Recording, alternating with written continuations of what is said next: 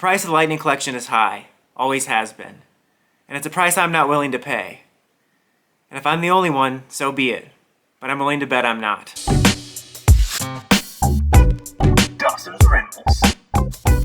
Hey YouTube, Dawson Ryder here with a little bit more Power Rangers news. There was recently some news, it's a few days old now, but there's other news I wanted to cover first, so I apologize. But the news is that there's going to be another price hike for the Power Rangers Lightning Collection. It's going to be moving from basically $22, $23 to $24.99, which is just schmancy talk for $25. And this is the second price hike because the figures did start out at about 20 bucks. And people are, as with all things in the Lightning Collection, are upset about it. But at least in this case, there's something to be upset about, because Lightning Collection fans will fly off the handle when a knuckle isn't painted. And my thoughts are basically, I mean, it doesn't matter whether I think the figure is worth it or not. I never want to see a price hike because I don't want to spend more money on things. That's just in general. But I do agree to a certain extent with people that say that the figures don't feel worth that much money. I feel like it's a slippery slope with the Lightning Collection because the Lightning Collection is not beyond criticism, and it has a lot of problems. I feel they're trying to fix them a lot of the time too. But the position that fans come from a lot of the time is so, I'm not saying everyone, but is so bratty and entitled. I feel it leaves so little room for constructive criticism that I feel like it's hard to have a discussion about the Lightning Collection that's kind of, well, constructive. And, you know, a lot of people are going too extreme, saying, like, it's not worth it because it's crap. And I think that a lot of fans see these figures as if they're the unpainted Bandai figures, but yet they're expecting basically a Hot Toys figure. And the reality is somewhere in the middle, because this is still a budget line. But with all that said, to a less extreme extent, I do agree that I don't think it's worth that much more money.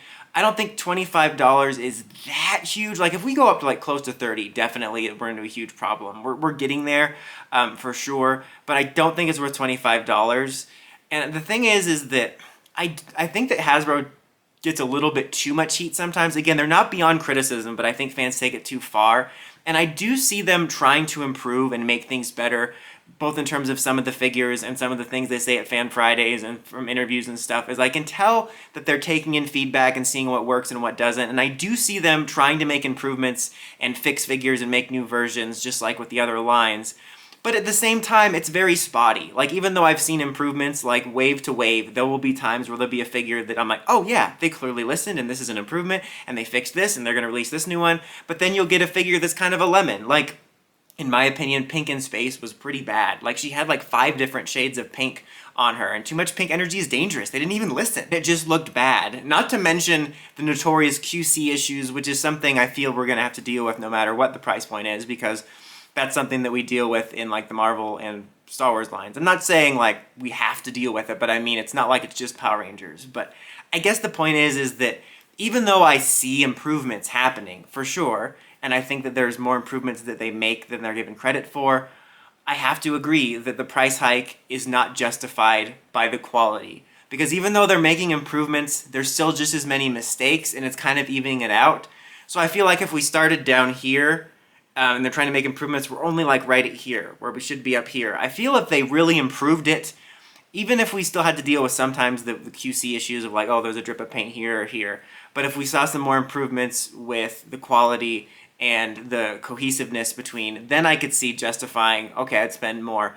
But as of right now, I want to make it clear, not in an angry, overly angry Lightning Collection fan way. I do agree, I don't think the price hike is justified, and I think that even though there's improvements, the mistakes are still outweighing it. But we'll see for the future. I still do like the line. I still will be collecting it. I hope they don't do another price hike, or at the very least, I hope that they can kind of balance out their improvements to mistake ratios. But I want to know what you guys think in a more calm manner. Let me know in the comments as always. Until next time, don't forget, like, comment, subscribe, and climb the steps and ring that bell for notifications for my videos. Dawson Ryder, signing out.